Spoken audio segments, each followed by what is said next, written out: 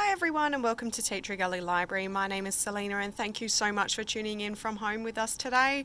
Today I'm going to have a look at Lynda, which is an online training resource that you can use to support you in upskilling yourself. I'm going to have a bit more of a focus today on supporting you in applying for work, but I'll also touch on other areas of Lynda that may be of interest to you as well. To start off with, I'm just going to show you how to access Lynda. So to access Lynda, all you need to do is jump on the TTG Library website. So I'm just going to type in Google TTG Library.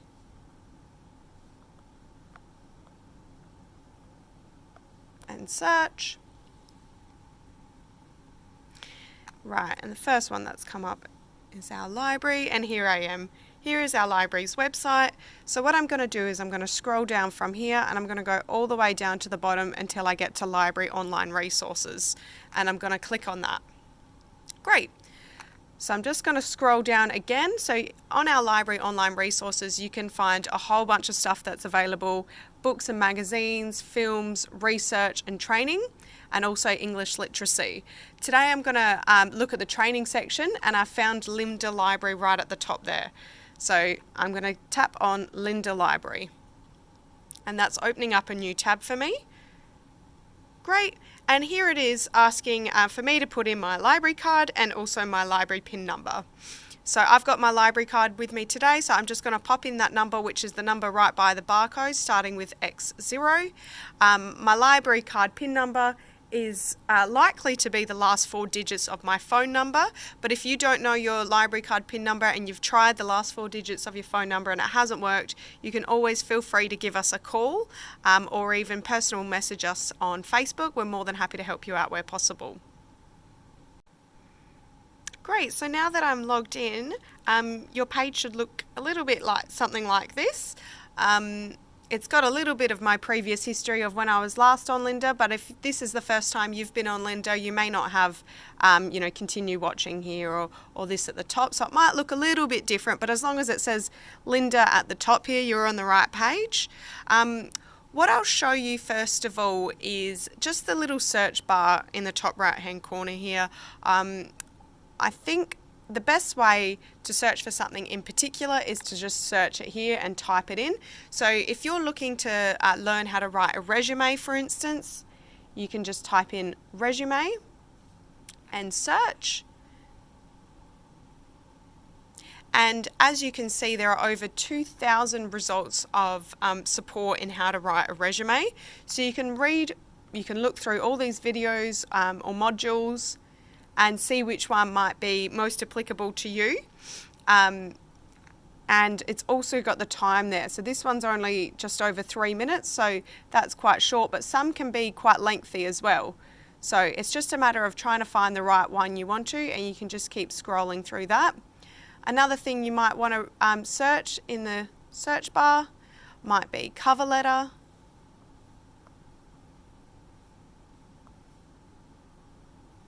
And search. And as you can see, there's over 4,000 results of cover letter. So a whole bunch of videos you can watch to help support you in how to write a resume and a cover letter. There was one video in particular I found pretty comprehensive, and it was actually a course altogether, and it was called Recovering from a Layoff. So I'll search that one.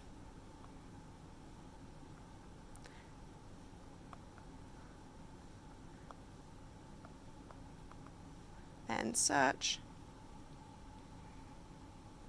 and here it is, Recovering from a Layoff. So it's a course. I'll click onto that and I'll just show you what that one looks like.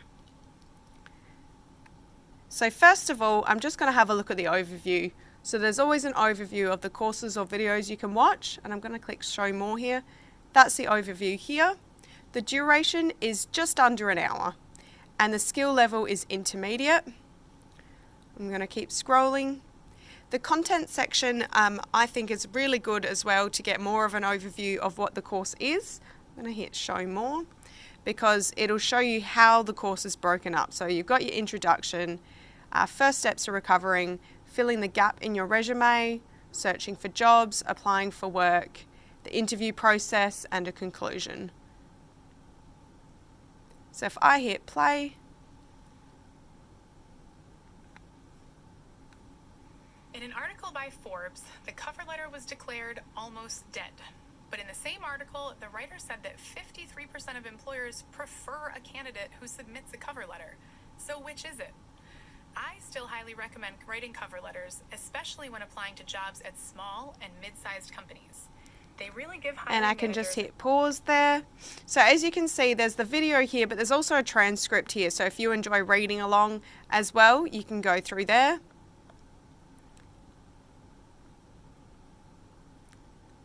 Great.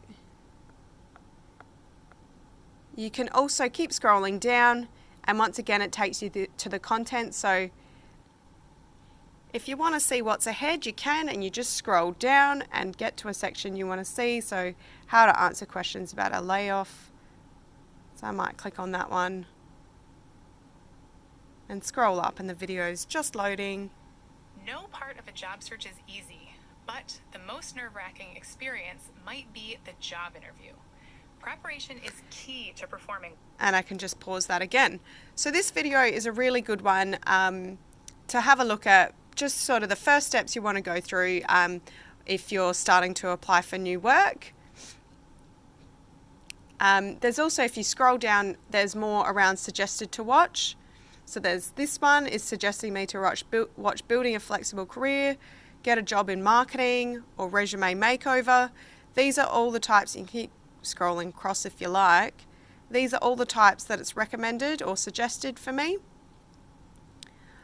I'm going to navigate now towards the top left hand side where there are the 3 bars. And there is this recommended section here as well. So I'm going to click on recommended. And it's coming up with a whole range of suggestions. And there are little arrows to the side here where I can scroll through and have a look at what might be of interest to me through here. Now, you can update your interests. So here I've got some interests in photography, in leadership, and in IT and Excel. So I'm going to update my interests here. And, you know, maybe I can click photography, but maybe I don't want to see them right now. I might want to click on, say, web development or design skills and go, I can even go see more. And there's a whole range of options here, but I'm just going to go continue. And there's also a range of fields that your work could fit into. So, you know, for instance, architect. And these are some of the top courses for architects that are coming up, but I might just go skip for now. But you can have a look through that if it's relevant to you. And also it's coming up as well with what's popular at the moment. So here it's under popular, and you keep scrolling through. There's Excel here. And go back to our recommended, which is here. Tap that again. And here we go. It's coming up with some of the things that's recommended to me based on my interests.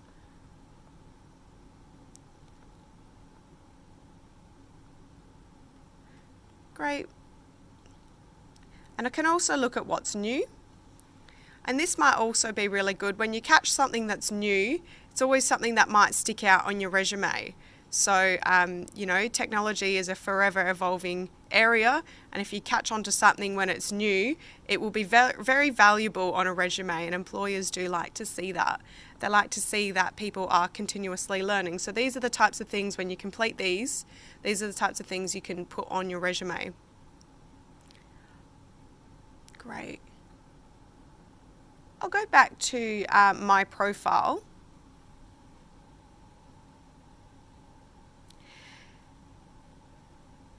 Now, I haven't actually put in any of my phone number or email address or anything like that, but I can go to my interests.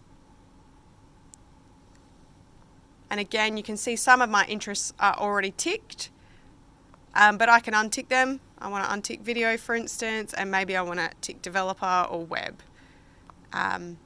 Great. And maybe I just want to save the changes there. Great.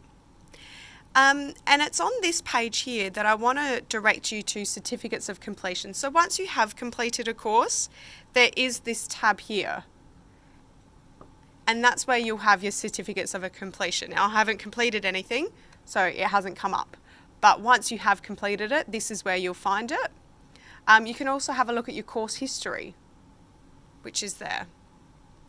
Now, these are the ones I've previously looked at, and I'm halfway through or midway through, and I can always kick off where I left off. So if I want to have a look again at Photoshop, just going to pause it.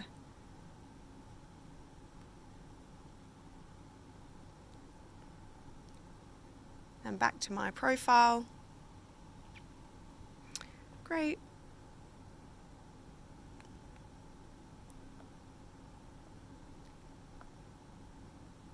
It's also popular software that you can mark here, but I'm just going to skip over that and go save changes. Course history, once again, was there. Recommended is still coming up. I can just keep searching through. There are that many things that can keep you occupied in terms of upskilling yourself. Plenty of options. There's also bookmarks here. So if you bookmark anything, that's where you can find it. I haven't bookmarked anything, so nothing's coming up, but this is where you can find it if you do. Go back to Lynda. And I can scroll through. Once again, there's things that are popular, and I can go into just photography of what's popular or design. There's new, there's recommended. Show more. But Lynda is just a really good resource you can use for upskilling yourself or in supporting you in writing out resumes or cover letters. We know it is a really difficult time at the moment, so we do encourage you to have a quick look over Lynda, use the resources that are available to you. It is free with your library card, but you're also more than welcome to give us a call if you're having any troubles using it. We're more than happy to help where we can, but we do wish you all the very best during this time and hope it all is over nice and quickly. But as I said, we're always here to chat if you need some help. Wonderful. Thanks so much, guys, for tuning in, and we'll catch up with you next time.